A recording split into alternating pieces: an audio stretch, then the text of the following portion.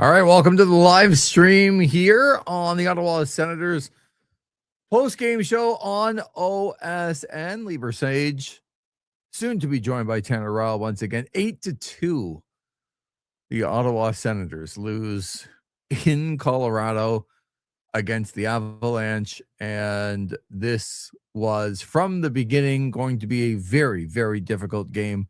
Ottawa gave up a couple of early goals, got back in it, and once again, in the middle of a game, let down by their goaltending, let down by a few on the team, and it was an avalanche. This game was over in the middle of the second period and kind of caps off a 2-day stretch here for the Ottawa Senators that was not very good. A loss in Utah, a wild statement put out by President and General Manager Steve Staios about some rumors.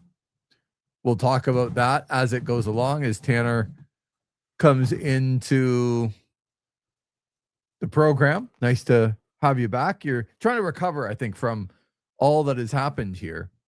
It's been an interesting first We sure picked day. A hell of a day to start this program. So you can join us on the YouTube chat. Make sure that you get in on it. But 8-2. Oh boy, where do we even start? Well, Levi Merrilainen started and then got pulled after two fairly bad goals. And Mads Søgaard came in and, for 2 minutes, Tanner, he looked good. Yeah.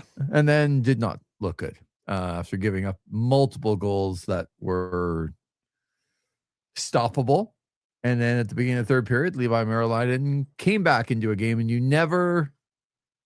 never great when the guy who gets pulled has to go back in because the other guy is equally or more poor than the first game. So the Avalanche destroy Ottawa tonight. Tkachuk and Pinto with the goals. What was your overall first thought on this game? I expected a loss. I don't think I expected one this badly. Not a lot of good you can take from this at all. It feels like rock bottom for this team. I'm not sure where they go from here. Something has to change. Absolutely. Well, once again, I think recapping the game, you have to recap the statement that was given out about an hour before the game that reads like this. Steve Staios, president of hockey ops and general manager for the team. Our organization extremely disappointed to read the completely fabricated and false stories that are spreading around social media about our hockey club. Linus is away from our team for personal reasons, and he has the entire organization's support. We ask that people respect his privacy, but clearly that request was not heard by the lowest forms of trolls and sick people who scour the internet. We are disgusted that outside forces are attempting to disrupt our hockey club. This statement will put an end to the ridiculous speculation that has spread online. A wild statement, emotional statement put out by Steve Staios, and it traveled fast before the beginning of the game. I wondered if it would light a fire for the team, but they had no answers for the Colorado Avalanche tonight. They weren't going to beat this team on their best day, and the Avalanche would have to have a poor day if they were going to beat them. And then when a couple of the goals on Merrilainen went in, you're like, yeah, this is not happening tonight. No. You can't let a bad goal in against the Colorado Avalanche, let alone 2, 3, 4. I don't even know how many I would put under the bad goal category from a goalie. It's too many to count. At least half. At least. And our your final goalie stats, just to put them out there. So Merrilainen played 42-35 in this game, .833 save percentage, 15 saves on 18 shots. Mads Søgaard in 17-25 time on ice actually faced almost the same amount of shots, just two less. but put up a .688 save percentage. 5 goals against, 16 saves. Not good. Both of them, not good. There are so many things that have happened tonight. So, as we were sitting around in the third period, I was asking you, okay, like part of our, I don't want to say job, but part of what we do here is to, come up with solutions, listen to people's opinions, get a new goaltending coach, please, on the chat, listening on my car ride home. So excited to hear your voice back on my radio, Mr. Versage. See, there's some respect. And no disrespect to the other person. Get a new goaltending coach, please. This is not the goaltending coach's fault. Stop with the fault of the goalie coach. This is way bigger than that. This is not like Levi Merilainen is not a number one goaltender right now in the NHL. Maybe he will be. I think he's got some upside, but he's not a number one. Mads Søgaard and Hunter Shepard aren't NHL goalies. They're not.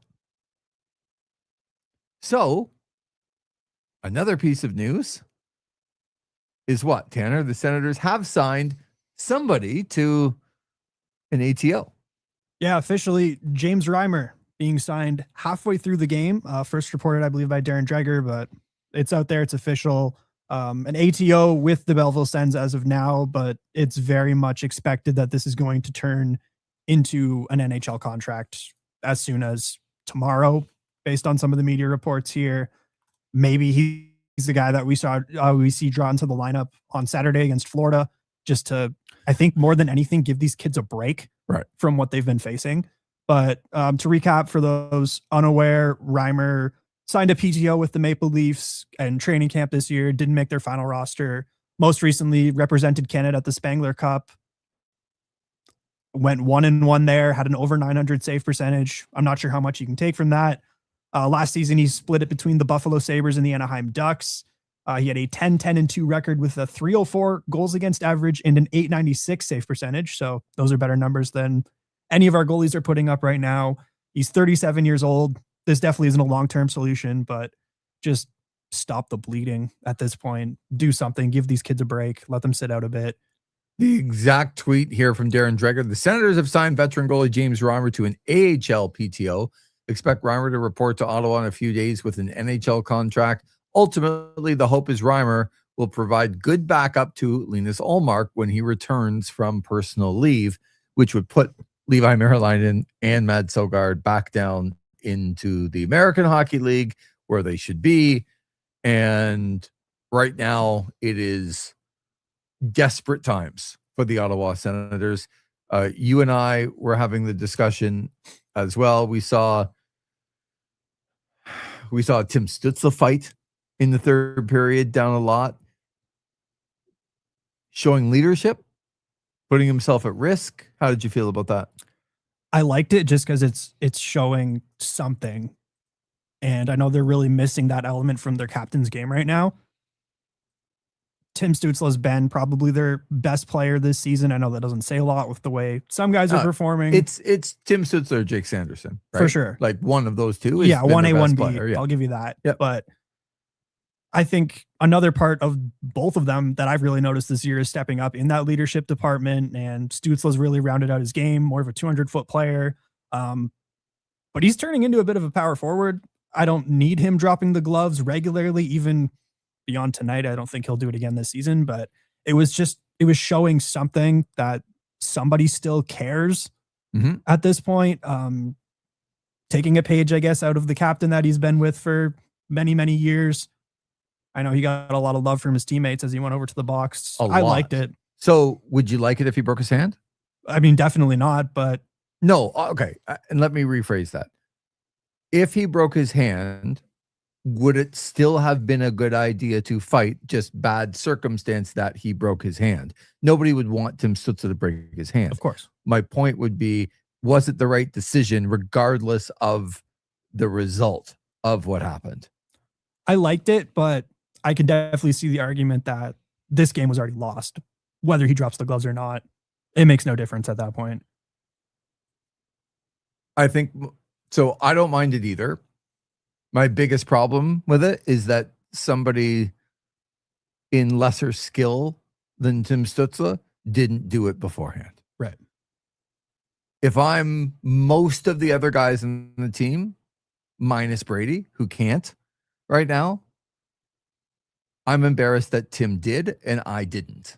That's how I would be feeling. And they should be feeling that way. I agree. I hope they do. And that's why they all went over to Tim Stützle when he was in the box to say, hey, thanks for doing it. It's leadership for sure. This was not a good night all around. There was one point in the game where when the Senators were down 3-0, Shane Pinto scored a goal that only he knew he scored, which is kind of funny. Very Patrick Kane like from the Stanley Cup winning goal all the way back in the day. Yeah, folks, all the way back in the day is 2010, which for me isn't all the way back in the day, but I understand from your perspective there, young guy. You want me to tell you how old I was in 2010? No, I do not Okay. want that. How old were you, Tanner? I don't care how old you were, Tanner. It doesn't matter. Tell us. I was 9 years old. Oh my God. So there we have another one on the chat here. Sounds great, fellas.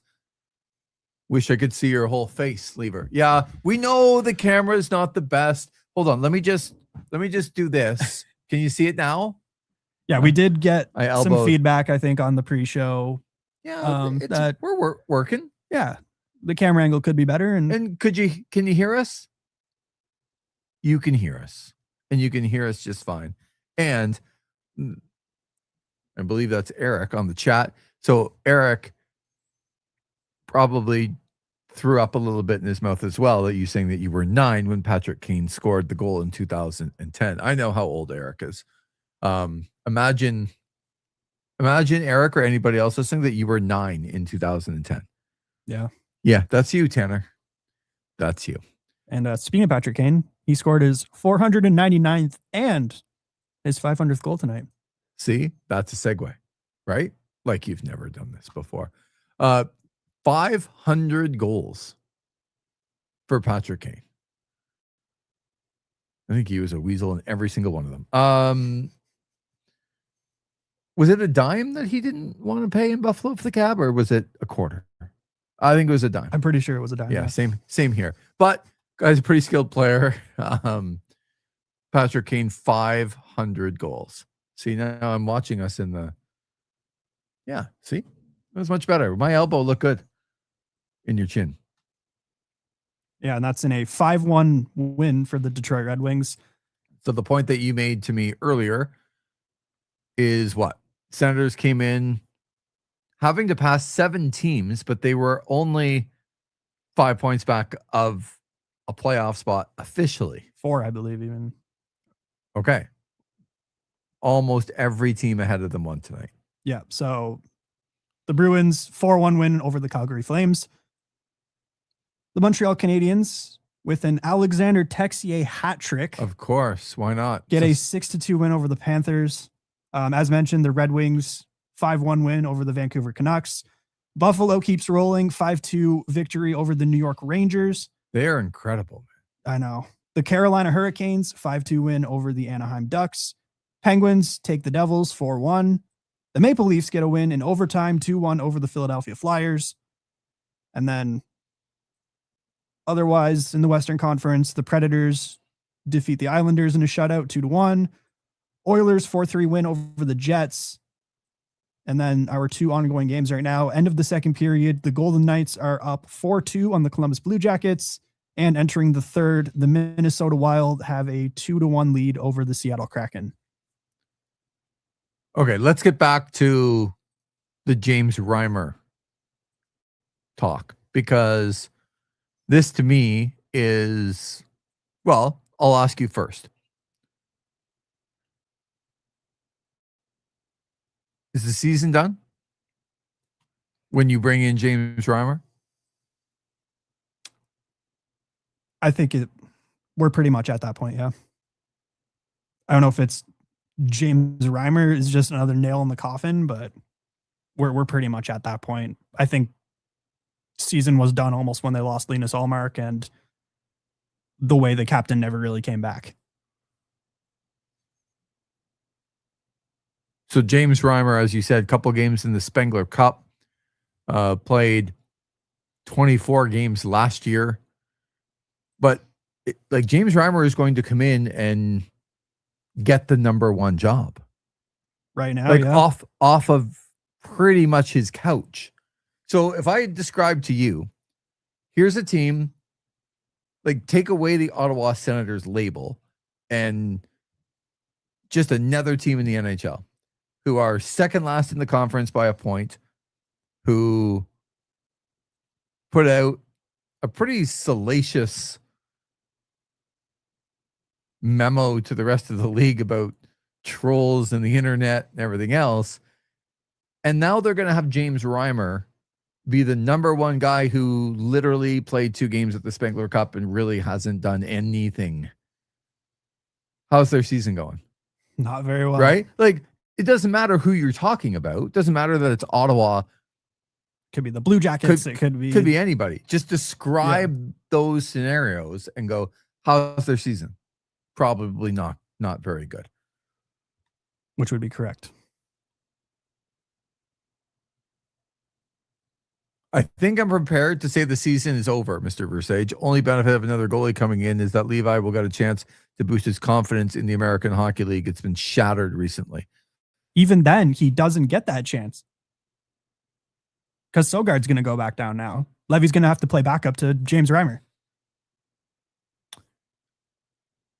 Well, I think from Darren Dreger's tweet that the ultimate plan would be that he would back up Ullmark when he gets back. Right. Now, I mean, we know Ullmark's back in town. He was spotted at the CTC the other night. So when he actually gets back, I don't know.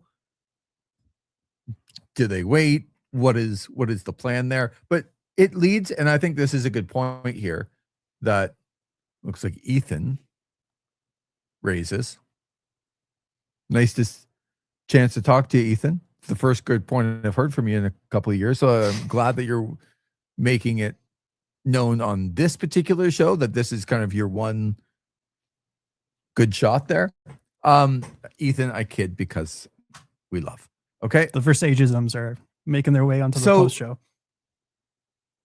But you and I, again, we're talking about this. So right now, I would be in, like, if I were Steve Stais, Michael Andlauer, Travis Green, my biggest concern right now would not be what do I do to get back in the race. My biggest concern is that I have a whole bunch of young talent, including the aforementioned Levi Merilainen, that are out there without protection. They're getting thrown to the wolves. They have no confidence. And that is not just the goalies. The goalies clearly don't have any confidence because they can't stop a beach ball right now. But you think of, like, we were talking about Tyler Kleven. Tyler Kleven fought at the beginning of the game, had a game where I didn't notice him being bad, in a game where the Avalanche scored 8 in the first 2 periods. But Tyler Kleven can't have that much confidence. Who's he playing with? Tonight it was Matt and Paolo. It's been Jensen. It's been Spence a little bit, but he's more so been in the top 4. When has Tyler Kleven ever played with somebody better than him? He hasn't. And is Tyler Kleven good? He's decent, but he's still very young. And so the point would be, I think he could be good.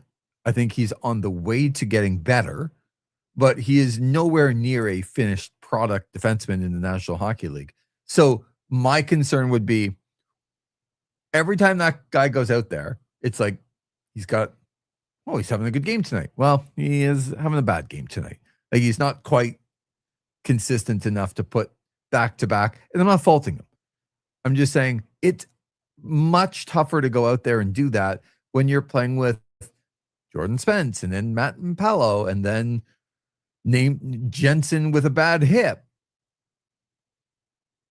You're not playing with Jake Sanderson. You're not playing with even Thomas Chabot or Artem Zub every day so that you can get consistently better because you are with somebody that is better than you. It is a very tough spot to put Clevin in. Yeah. Matt and Palo, I don't know how he has any confidence. He comes in, he's okay, but then tonight he gets beat. He's racing back. He's in bad position. Then a bad goal goes in, and you're like, what am I going to be able to do? Beyond that, how does Matt and Paolo feel constantly getting scratched for a quarter of a Nick Jensen on a bad hip? Right. But how they feel is, I look at the team and go, I think Zub's an average defenseman. People love him in Ottawa. I am not criticizing Artem Zub. I'm just saying I don't think he's as good as kind of the love that he gets publicly. He has been okay. And he is an okay defenseman. On a really good team, he's probably a 5 to me. But on this team, he is much more than that. When you start getting past Sanderson and Zub and Chabot, it is very, very, very thin. I don't even know who the next best defenseman is. I think it's Clevin. But, I mean, if you want to tell me it's somebody else. I mean, we looked at his analytics on the pregame, Jordan Spence. Right. Who has very good offensive analytics. And you watch him in his own end, you're like, yeah, well, he's getting pushed around. He's out of position. My whole point is this defense core is not very good. It's just not. And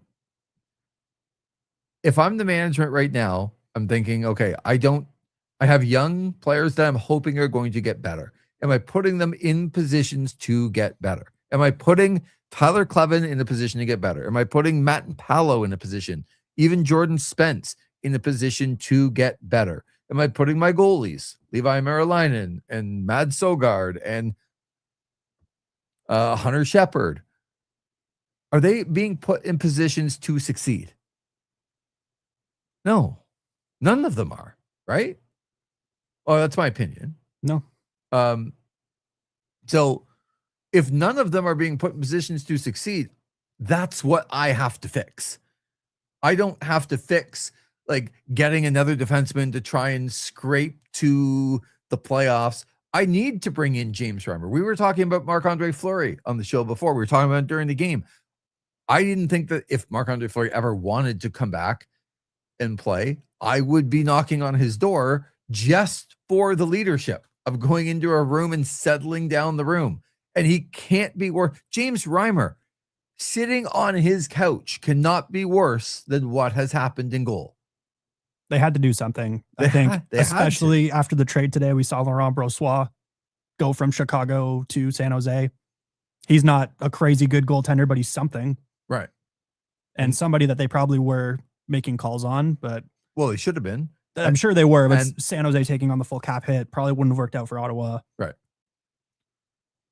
But they would have had to figure something out. And all of a sudden today, he looks like an all-star goalie. That was on the move. And you're like, that guy's not that good. No. But he feels like it today because probably a couple teams were in on him before he went to San Jose and why they took the cap hit in the first place. I'm very worried that this is the part of the season, though, that is going to sink the Ottawa Senators because we talked about it before going into the game, 15 games, 29 days before the Olympic break. You still have Colorado again. You have Carolina twice. Vegas. Montreal, Detroit. I don't think we're in any position to scoff at them. And that's a back-to-back with travel. Right. So there's no, and even you look at the Devils and the Columbus Blue Jackets, let me tell you, folks, they're looking at the Ottawa game and going, well, there's at least one. You didn't even mention their next opponent either. The Florida defending Panthers, Stanley yeah. Cup champions. The defending Stanley Cup champions who are coming to town. So as we sit here at 12:09 a.m., the Ottawa Senators would be very lucky to be on the plane at the airport, everything packed and leaving by 1:30. Then they would have to fly 3 hours home. So let's say they left at 1:30. That's 4:30. Oh, 2-hour time difference that they lose. So that's 6:30.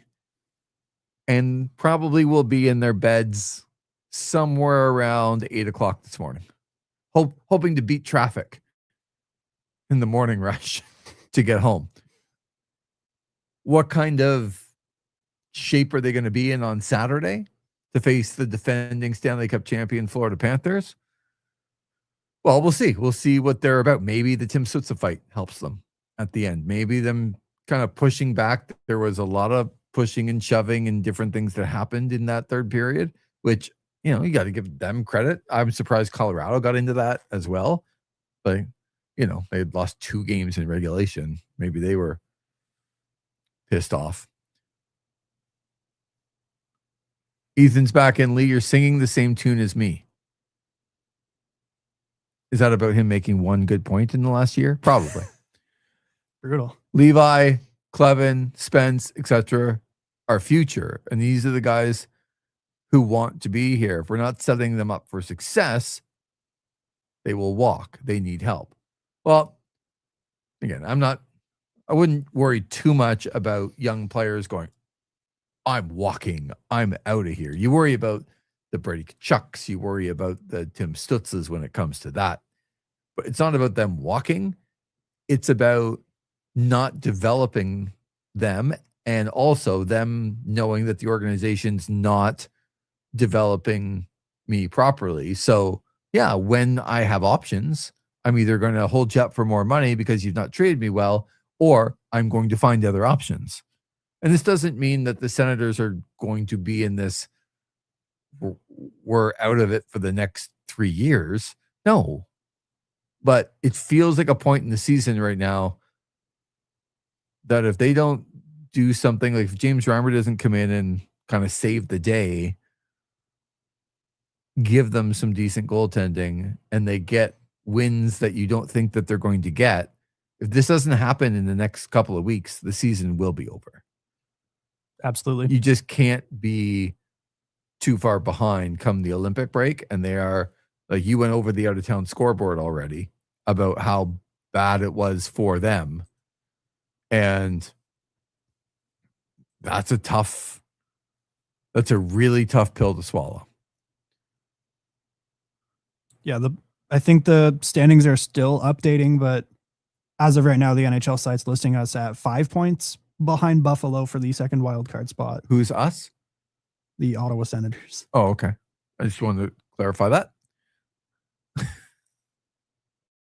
The Ottawa Senators, 45 points. The Rangers, 46. Devils, 46. Panthers, 47. Bruins, 48. Leafs, 49.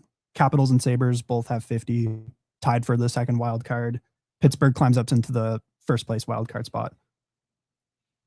Think about the run that Buffalo has been on in the last, 6 weeks? Incredible run the Sabres have been on.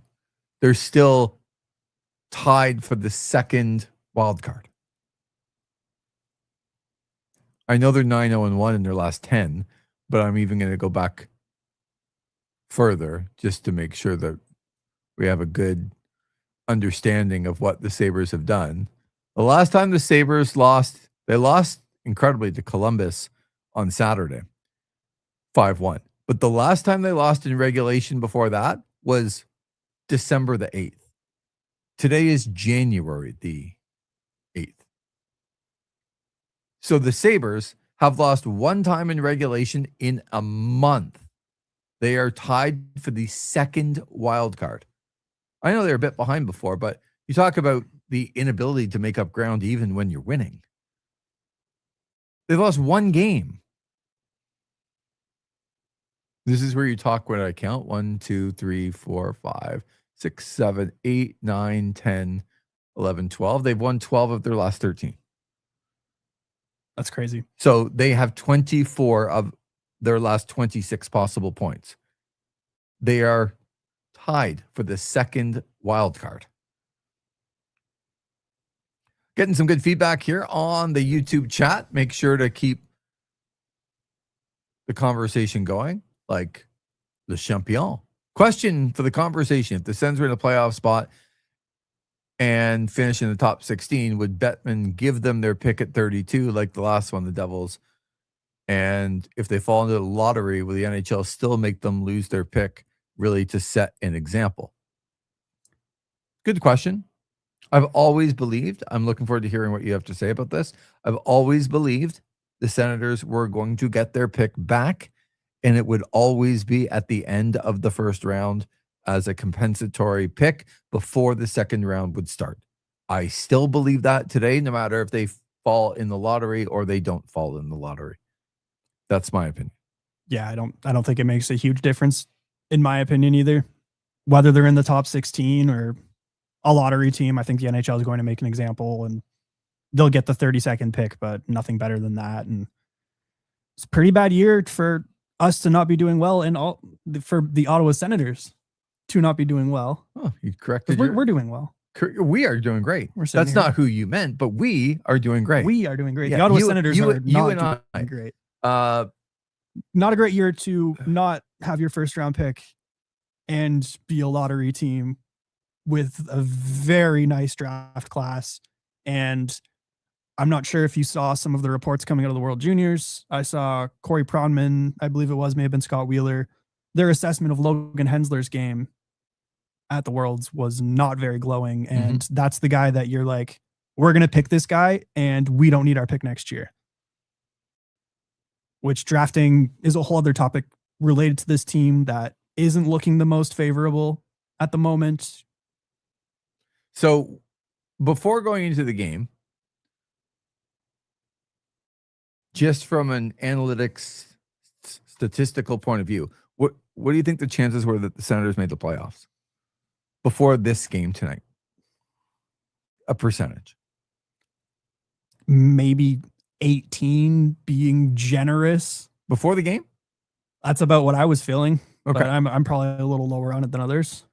Well, yeah, because it's based on a model of stats, not of a feeling of where the team. It's literally taking all of the kind of human emotion or like the human factors out of it and going, the team with their schedule and how many games they have left and what the competition's going to do, just a statistical model that would show if you ran it 1,000 times where this team would go. It was 43%. I was about to say, taking some more time to think, I was probably somewhere in the 40s, because when you look at the analytics, this is a good hockey team that is getting terrible goaltending. Yeah. Like we went over in the post show, historically bad. If the season ended right now, this is the second worst numbers ever put up by a goaltending Feel like tandem. You should look that up again. Might be the worst right now after tonight's performance, right?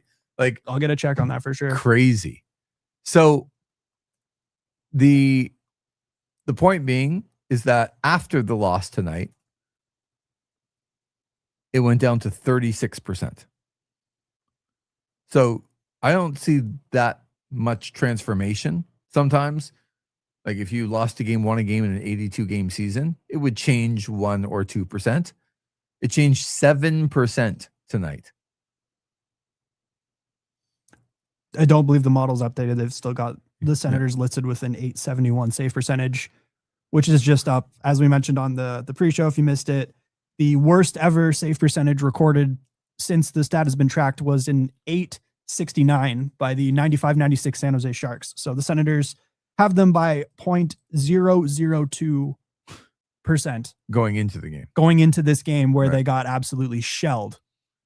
So going into tonight, if you looked at the models, here are some of the other teams. Like the Sens were at 43%. They are down to 36%. The Devils have a 34% chance. Other teams around them, Florida with a 40% chance. The Leafs with a 32% chance. So there's like the Islanders, 33%. And all of a sudden you look at the Buffalo Sabres, they have them way up at 74% because of not only the model of how they're trending, but with their games in hand. Right now, they're projected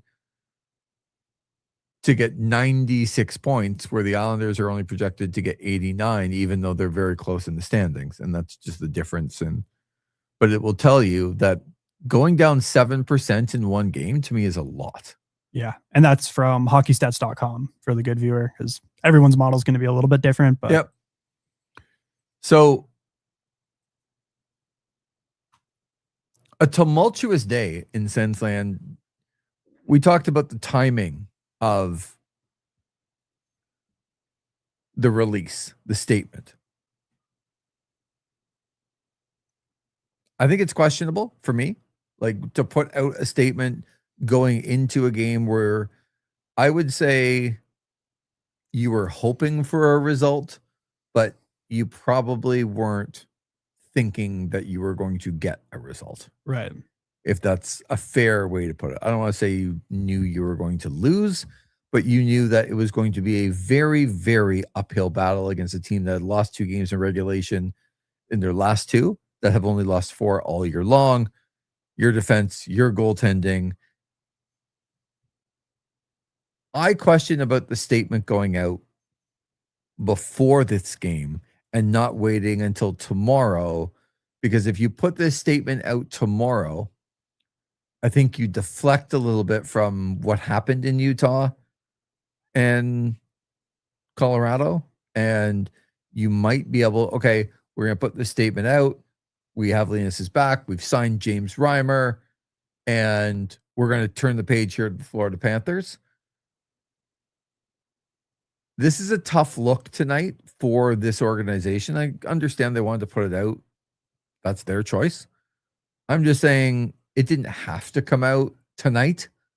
It could have waited. Like, you've obviously decided that you want to put it out.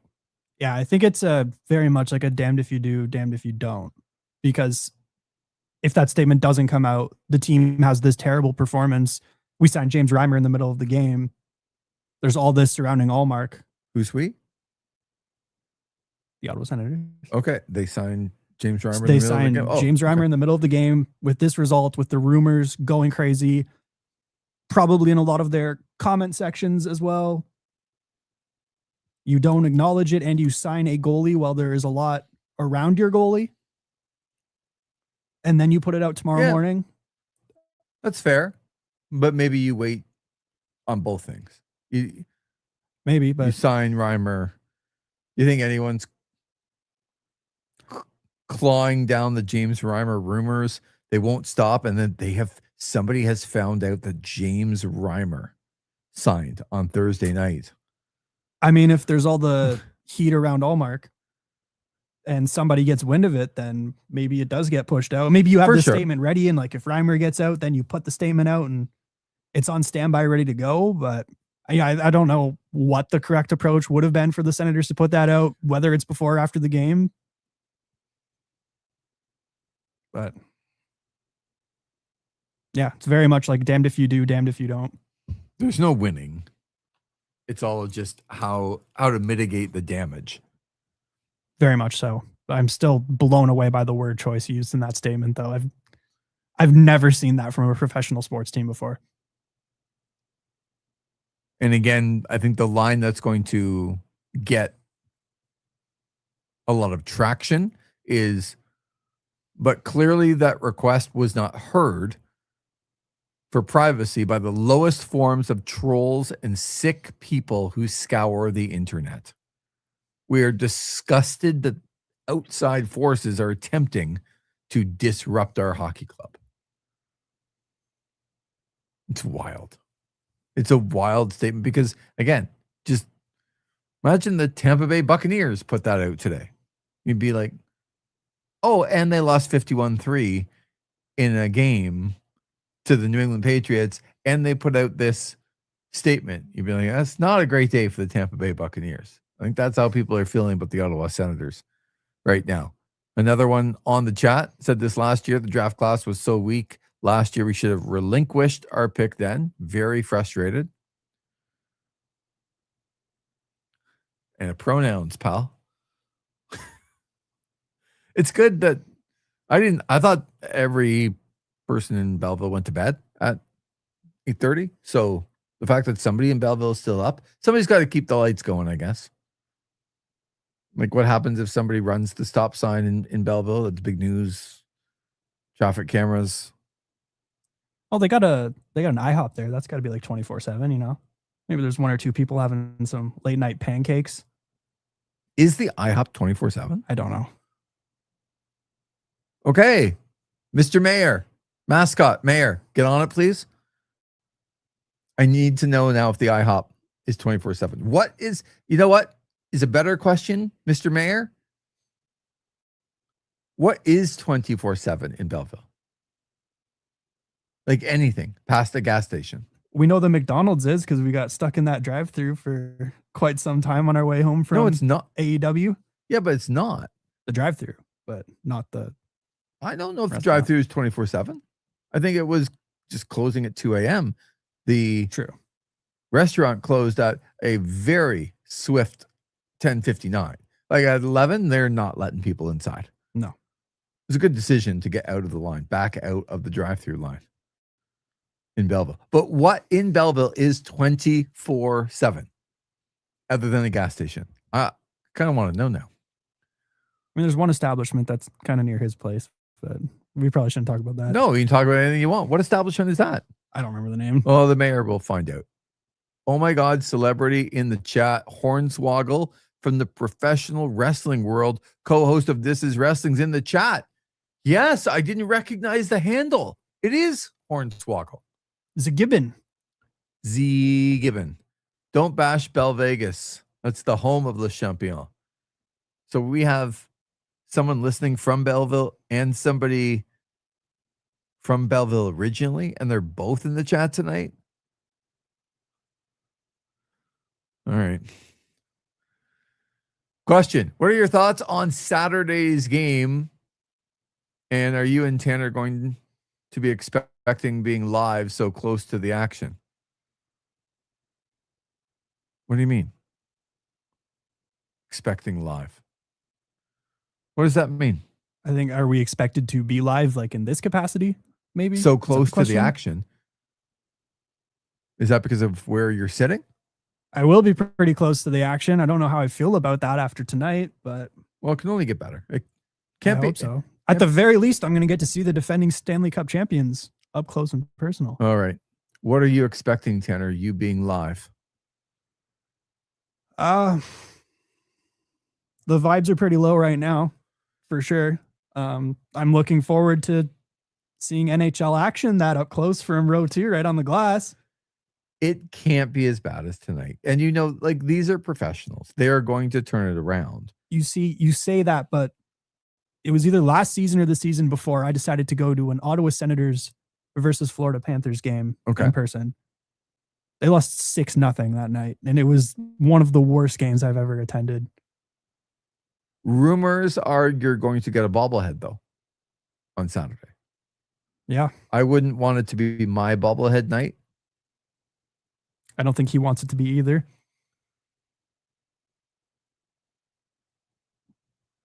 Close to the action is what we also call the go-go in Belleville. Row 2 at CAA Arena? Is that what they call it? No, I think he's referring to the establishment that you were speaking about previously. I knew that the mayor would know the name of that establishment. I don't think it's very far from where he lives. Maybe that's where he's texting in from for all we know. Could be, but he has not come up with what is 24/7 in Belleville. You know, sometimes when you're driving around, it's late at night, and you go buy something, and you're like, how could that be 24/7? Like there's an A&W,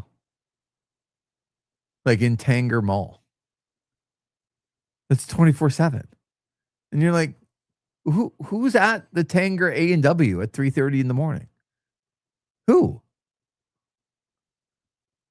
maybe some Sens players after they're getting in. The Denny's is open right off the 401. There we go. This is not fact checked, and I don't think it is. I mean, if the IHOP's not, they got to have some like breakfast dining establishment. What's your go-to at the IHOP? I've been there like twice in my life. Okay, what do you like on your pancakes? Is more because you would get pancakes at IHOP. I remember getting I think it's called the 2x2x2, or the 3x3x3, where you get. I don't know the menu. 2 pancakes, 2 bacon, 2 eggs. Okay. I feel like it is. But normal pancakes for you? Nothing. Normal. I like chocolate chip. Certainly dabble in that. Okay, I would as well. Real maple syrup as well. Lee, better question for you. Do you, as a fan of this team, have confidence they can turn things around? What signs of life have you seen? Okay, I'll start with the positives. And the first positives that I would say is that Tim Stutz is having a good year. You still have Brady that's got a lot of pride. I think Shane Pinto's having a good year. Claude Giroux's been, like, other than goals, he's in a lot of other categories. He's been like one of the best players on the team. And Drake Batherson deserves some love. First time he's been around a point per game. Yeah, he's right at a point a game going into tonight. And he's been better defensively. His skill offensively, and he looks like he's a half step ahead of most people in the offensive zone. And you can't teach that. So, Ridley Gregg's been up and down for sure. Heater as of late, though. Couple goals recently in the last couple of games. And I like the fact that he was in people's faces in the third period as well tonight. So the positives come from, it's a young team. They do have an ability to forget. They do have some pride and some skill up front. And that Jake Sanderson's still one of the best defensemen in the game. My positives probably stop there, where until I would be bringing in another defenseman right now to just not let Matt and Paolo and Spence and Clevin and whoever else is there to get rolled as the third pair all the time and having each other to lean on. It's like Clevin has a bad play. Is Jordan Spence making up for it? No, he is not. And that's not even a full criticism of Spence. It's just you have players in positions right now that they should not be. So can they turn it around? Yes, because if James Reimer came in and provided some adequate goaltending, that would be, for the Sens in the room right now, even if they just got average goaltending, like 16th best in the league, they would all feel in that dressing room like that's a win. Like we have a chance to win games with that. I mean, the statistics show if they had average goaltending, they'd be in a playoff spot right now. Right. So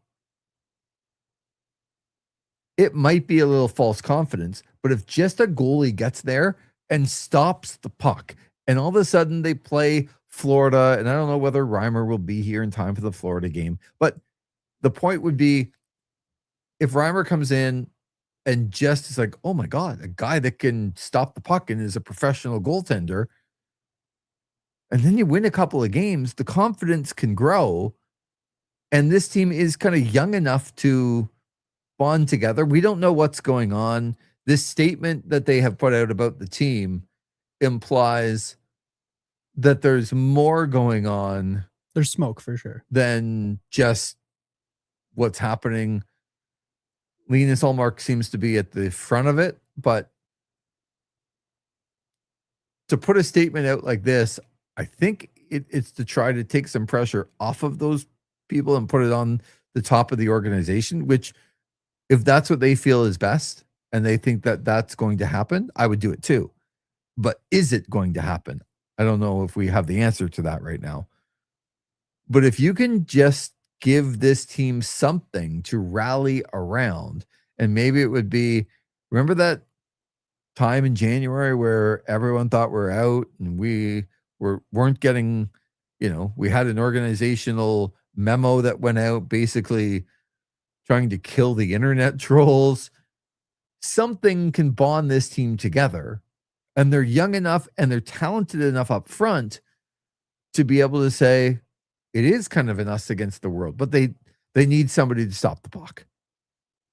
And until they get somebody to stop the puck, I don't have any confidence that they're going to turn it around, because I don't know from the Florida game to the next game where they still have Colorado again. They have Carolina twice. They got Vegas. They got these back-to-back away games in Montreal and Detroit. Who is going to stop the puck? Until there's an answer to that, that's usually, they call it the last line of defense. It's the first thing that needs to change with this team. And they are in a desperate, desperate mode. But if they get somebody in that can stop the freaking puck, I think the confidence can kind of regrow on this team fairly quickly. I believe that. I don't know whether it's to get to a playoff spot, but I do feel like they could put it behind them and go forward. But who knows, right? Like, great that they put this statement out. When is Linus Ullmark coming back? Right. And you would also have to think about Linus Ullmark is, I think, one of the more interesting people in the league to listen to when he wants to speak to the media. It seems a bit hit and miss when he wants to and when he doesn't, but he's a super intriguing listen when he feels like speaking. The first day Linus Ullmark comes back, what do you think it's going to be like after this statement? Will he even talk about it? I know we've seen players come back from things before and just say, hey, we're not talking about this. Yeah, that would probably be the right thing, but Linus Ullmark didn't ever strike me as a guy that could be muted. Right. He struck me as a guy that if there was something on his mind, he would say it.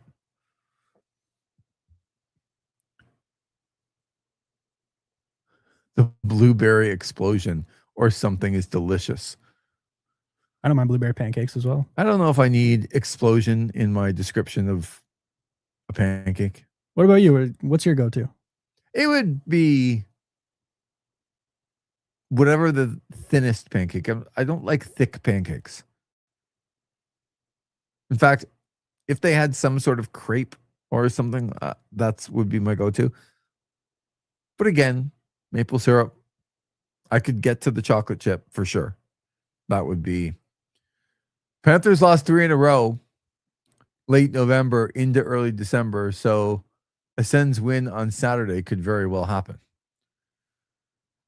Yeah, Florida's been through a little bit of the, I don't know if you want to call it like Stanley Cup hangover, back-to-back playoff series. Yeah, it's not a hangover. I think they just don't get worried about what's happening in November and December when they've played in June. Right. But they are still without Tkachuk, Barkov. Yeah. Some pretty big pieces there. For sure, but the Florida Panthers right now are 3 points out of a playoff spot. Is there any thought in your mind that they're not going to make it? They're going to make it. Right. They're going to make it. It's funny you mentioned that. When we were looking at the playoff odds, you had the Senators up there. On that model we were taking a look at, the Senators and the Panthers had the exact same odds and the exact same point total. The Florida Panthers now at 40%. Sorry, they had the same. Okay, I must have updated now. But they were both projected. I swear I saw 90 and 90 for the point totals. That's crazy to me. So that doesn't take into consideration, right, that they're going to get Matthew Tkachuk back. They're going to get Barkov back. Tkachuk could be back as soon as Saturday as well. He's been skating. He's ditched the non-contact. He's on their current road trip. Right. You don't think he wants to play his brother? Goad him into a fight that he knows his brother can't fight? Oh, man. I wouldn't worry. They don't seem to go after each other too much. No. Can you imagine the parents? Oh my God. Parents. Matthew would get taken to the woodshed, challenging his brother to fight, knowing his brother can't fight. But let's call a spade here. From both of their accounts. Yes. They are looking towards the Olympics. And they're doing every single thing possible to be as healthy as possible for those Olympic Games. Do you blame them? No. And if you've won back-to-back Stanley Cup championships and some guy comes up like a young Tanner Ryle reporter saying, man, you guys are really having a tough season. You're 3 points out of a playoff spot, January the 8th. Matthew Tkachuk would laugh, right? Mm-hmm. So it'd be like, dude, I got the Olympics coming up in a month. Our team, we're going to be just fine getting into the playoffs and then try and deal with us. And what would, not you, but what would anybody have to say back to them? To Matthew, nothing, but. Well, but to the whole team. They've been there twice. Yeah. Until they don't. My only thing with that is, yeah, that works for Matthew, but Brady Tkachuk hasn't won back-to-back Stanley Cups. No. The Tkachuks just go after each other on their podcast. How would the mayor of Belleville know that when all he does is podcast with other people? Who's that hack that he podcasts with? Oh, the guy with the hat. I don't know his name. I thought you were gonna say me, and I'm like, don't you dare. I did mean the guy with the hat. He's really Blue Collar Sports. Yeah, Blue Collar Sports. They haven't invited me on. Have they invited you on? No. No. Funny. Huh. Maybe we won't invite them on then. Good point by you. Ottawa has a terrible record when Keith Tkachuk's in the building, which I imagine he will be. So who knows what's going to happen? Well, what we do know is that the Florida Panthers, if you ask any hockey fan right now, are they going to make the playoffs 3 points back? Almost everyone's saying yes, which means another team right now that's in a playoff spot isn't making it. So if you think Florida's going to make it, you're telling me right now that Ottawa's got to be better than the Rangers, the Devils, the Bruins, the Leafs, the Capitals, the Sabres, and the Penguins. They're going to be better than all of those teams if Florida makes it, right? Because Florida would be one of the 2 wildcard teams. Ottawa would have to be better than all of the rest of the teams. All of them that are in their way. And their goalie on Saturday might be a guy that has played 2 games this year. Not in the NHL. Not in the NHL. In the Spengler Cup, which I was told the Spengler Cup was just, it's almost like the Olympics. Like it's that close. That's what I was told. Allegedly. No, I was told that. I didn't have to believe that. I was told that like the Spengler Cup is like the next coming of, like that's what real hockey is. Sounds like someone who thinks they could play in the Spengler Cup would say something like that. I'm not gonna look the person who said that. I have a very, very, very great deal of respect for. I did not believe that. I guess we'll never know, but I feel very confident that I would come out on the right side of that. But yeah, somebody else would have to come out, as well as the Florida Panthers, right, are probably going to make the playoffs. So if you think Florida's going to make it, then Ottawa's got to be better than the Rangers, the Devils, the Bruins, the Leafs, the Capitals, the Sabres, and the Penguins. All of them. So they're going to be better than 7 other teams. Can I remind people, like I know it's Buffalo, that they've lost 1 game in regulation since December 8th? Ottawa's going to be better than that team? Forget getting better than 7 teams. This team needs 7 consecutive saves. 4 goals on 6 shots tonight did them in an 8-2 loss to the Colorado Avalanche. Just when you thought they had the first 7 shot saved tonight by Levi Marilainen, and then the floodgates opened. Bad goal, bad goal, bad goal. Not their fault. Bad goal, bad goal, bad goal. All the teams, too. This is another thing that's interesting. Like you look at, okay, the Leafs, 2 regulation losses in their last 10. The Buffalo Sabres, 9-1 in their last 10. The Penguins, 7-3 in their last 10. And really haven't like removed themselves from this group at all with those records. The Penguins have won 6 in a row. The Sabres have won 12 of their last 13. I know teams get on hot streaks, but what would make you believe right now that the Ottawa Senators are going to not only win on Saturday, but win 7 of their next 10? Nothing makes me believe that right now. Well, if we're going off the Spengler Cup success, we need to have the Shep Dog starting every game. Tweet comes in. It's not a tweet, it's a chat. Getting some good engagement here.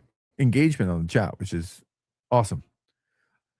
Okay, so I'm trying to recap this day for you. The Senators probably get away from the talk of how bad they were in a 3-1 loss to the Utah Hockey Club. Mammoth. A mammoth of a loss.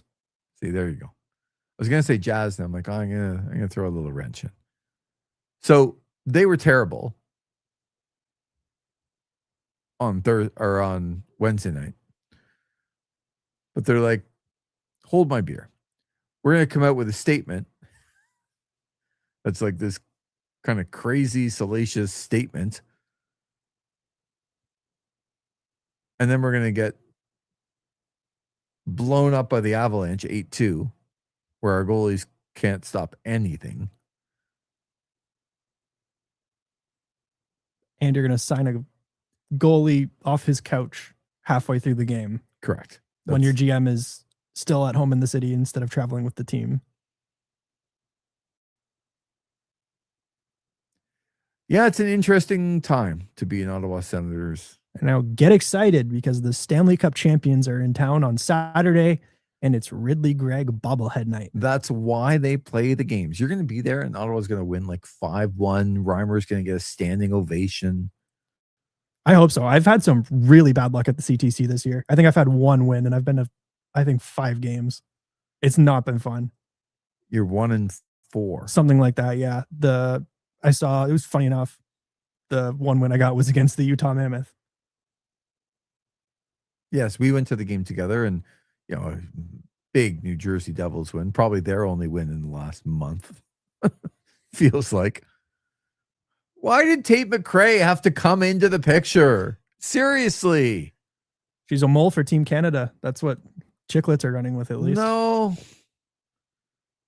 You know how we were talking about kind of the expected goals for earlier, and I was mentioning that like the best Ottawa Senator was Jake Sanderson at 67th best in the league, and then Tim Stützle was 82nd, and then the third best guy on the team was Jordan Spence at 132. Do you know who number 2 was on that list? From the entire league? Yeah. I'm guessing it's a New Jersey Devil based on this queue up. No. Okay. It actually isn't. Would it be a Colorado Avalanche player? No, it would be a former Sen. A former Sen? A recent former Sen. Recent? How recent? Pretty recent. Is it Chychrun? Yep. Second in the entire league at over 46.4. I'm feeling kind of forgetful. Can you remind me what the return was for Jacob Chychrun? Sure can. Jensen and a 3rd round pick. So, was Jensen the type of steady defenseman that was needed? Long term, you could say yes if he was able to stay healthy. I feel bad for him because I don't know what it's like to have hip surgery, but it's just not something you see athletes recover from to even be close to what they were. And for Jensen, who was not what we would call a standout player, it's unfortunately, and this is not a Jensen thing, if you are a Jensen-like player, you just can't afford to lose a half step because you're not a good enough skater to be able to lose half a step and still be what you were. I feel bad for him. I think he's trying his best, and I just don't think he's ever going to get back to that point. But that deal looks really bad.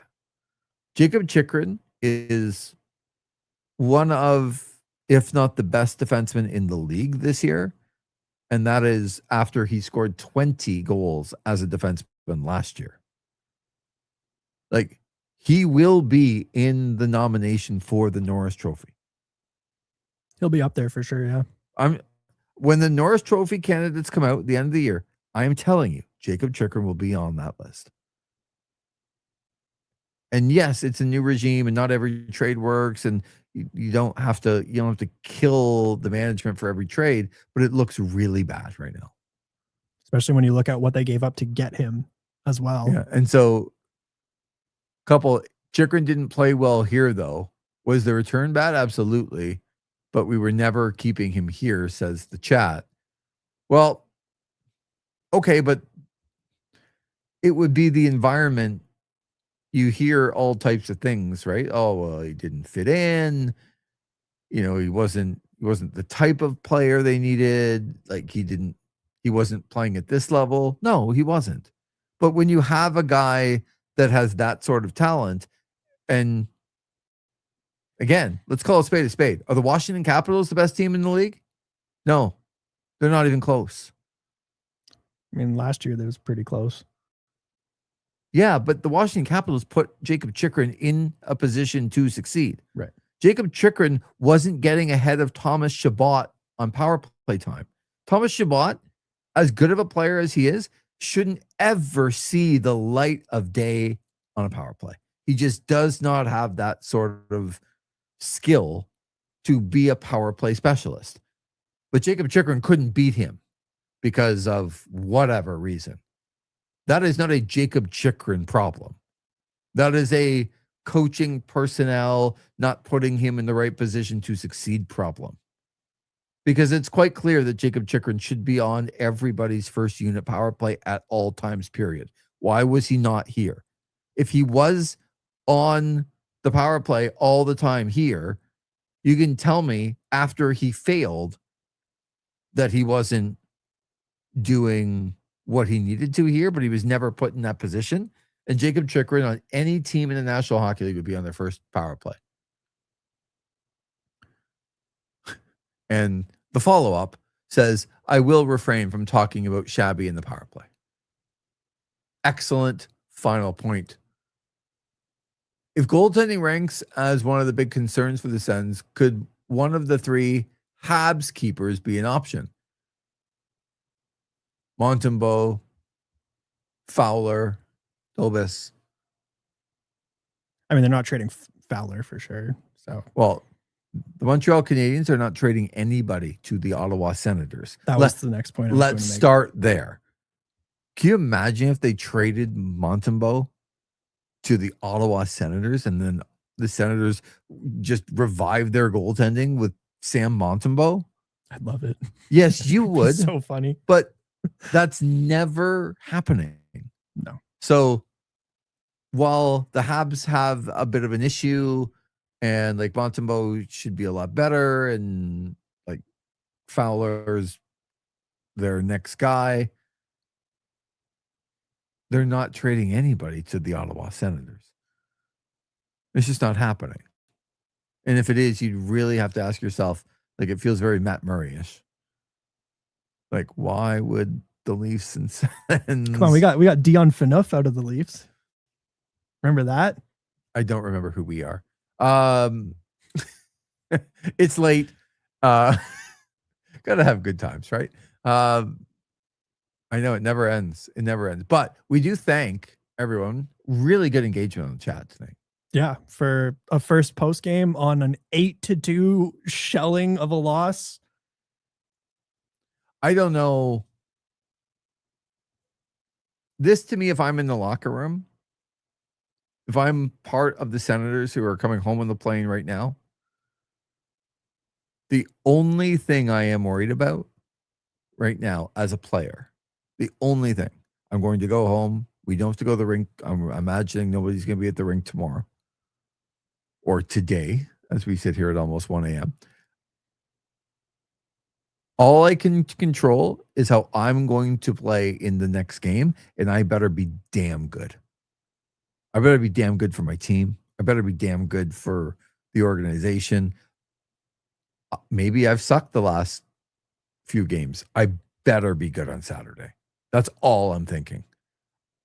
Every single thing that I need to do and not worry about anybody else. And it's not being selfish. It's on Saturday, I am going to do my part at 100% to get this team back. That's what I'm thinking on the plane. And if everyone thinks that way, maybe we see a bit of a coming together. Because if we don't, this team, it has the potential to get ripped apart right now. Like that's where they're at. Like this statement about Linus Ullmark and the internet trolls and getting smoked in Colorado after not playing well in Utah and playing the defending Stanley Cup champions and having the schedule towards the Olympics. We talked about it before. This is a potential for this team to get ripped apart, but it's also a potential for the team inside the locker room to come together to say nobody else is fixing this, boys. I know I was saw a clip from Chicklets the other day where they had Tage Thompson on, and he was talking about what really turned it for Buffalo. Mm-hmm. It wasn't the GM change. It was Dahlin, Thompson, Tuck, their leaders sitting down and talking about it, being like, we got to be better. We got to hold our leaders accountable. It starts at the top and it goes down from there. I doubt they're going to be at the rink tomorrow just based on this hellish travel, but maybe it's time for something like that if it's not already happening on the plane right now. Or Yep. All right, well, have fun at the game. Can't wait. Get my Ridley Gregg bobblehead. Drive home real quick. If I talk enough, maybe I'll still be talking by the time you get back on Saturday. Sounds good. Maybe. We'll see. Depends what kind of mood I'm in. But people will be able to join the chat on Saturday like they are now, which is awesome. This has been fun. And we appreciate everyone listening right now. We are testing and we're doing some things to try to get this better soon. And it kind of feels like you're part of the journey. You're on the ground floor here. You're working with us to be able to get this up to a level that we can all be proud of. Yeah. And please send us any sort of feedback. Check out our website. It might be in the description. It might not be. If not, this is OSN.com. Also very much a work in progress, but we've got a bit of written content up there that people can check out. This is OSN.com. We do have a lot of your stuff, Tanner, from game previews to a mid-season update, which I think the update will have to, there's been some new updates since, but James Duke Ellingson has a good article up about the craziness of this year's NFL playoffs, kind of likening it a little bit to March Madness and what that tournament is like with a whole bunch of new faces. So a very good perspective there. There's going to be more writing coming up on the site. Of course, This Is Wrestling you can find on thisisosn.com. That's linked. Hornswoggle would not be happy if I didn't mention that. So got to mention that for him. But lots of good content on This Is Wrestling. There's been a ton. Got some blind ranking kind of game showish. I'll call them shorts or small, compact. Maybe 3 or 4 released pretty soon. Get on it, Zach. Hurry up, man. They're all, you got to space them out. You give people time to listen to the last podcast and whatever, but lots of good content on This Is Wrestling, which is linked at thisisosn.com. And yeah, you can find us there. And we're going to have some good, probably be on tomorrow, talking a little bit about the NFL, the playoffs coming up very shortly here, like this weekend. Bears, Packers, Saturday night. Can't wait. When do the Cowboys play? And we're done. It's a nice way to be done the show. But nice aren't they usually a first round exit? Nice way to kick you out of the studio. It's a nice way to just end the program. 8-2, the Ottawa Senators lose to the Colorado Avalanche, and we'll be back in action Saturday, 7 o'clock at home against the defending Stanley Cup champion Florida Panthers. And we will be back with another post-game show after that game. And should be some NFL content up there tomorrow. If I'm smart enough to figure it out and don't have to call Tanner like 1,800 times. If I'm smart enough to do that, then there'll be some NFL content up there tomorrow. If I'm not, maybe Saturday morning. The playoff games are Saturday and Sunday. Should be great. Tanner, this has been a lot of fun. Thank you for all your help. Thank you. Thank you, everyone listening on the chat, from the Champion to Ethan to Eric to, yes, Mr. Mayor of Belleville. All the good listeners, which is fantastic for a first episode. And listeners, maybe hit that little subscribe button. Oh, see, there you go. You got to get used to that. We got to get those subscriptions. Yeah, you're up. right. You're right about that. Get in at the ground floor, guys. I think I'm going to go subscribe right now. There we go. Was I subscribed before to our? I mean, it's your account to our channel. I feel like I should be subscribed to our channel, and I don't know if I am. It was a last worry. I didn't just subscribe. I hit the bell. Beauty. Yeah, click that bell. Get notified every time we're going live. Every time something comes out. There you go. That's even better. You know what? Starting to warm up to Ethan a little bit. Ethan, you probably have 2 or 3 more decent comments for the rest of the year in you. Please use them with us. Hornswoggle goes in as well. Hell yeah. He says, okay. We appreciate everyone kind of just hanging in with us. And honestly, the people who are listening right now, you're part of the group anyway. And we appreciate the fact that you are a part of the group. So we're going to get some more stuff done. This has been fun. Wish the result was better. But you come in, and I've totally forgotten about the 3-1 loss to Utah. Like, it's gone. So much has happened. Literally a salacious statement and 8-2 loss in James Reimer. All in the last 4 hours, 5 hours. Incredible day with the Ottawa Senators. What a day to start this. Thanks for listening to the post-game show, the Ottawa Senators, here on OSN.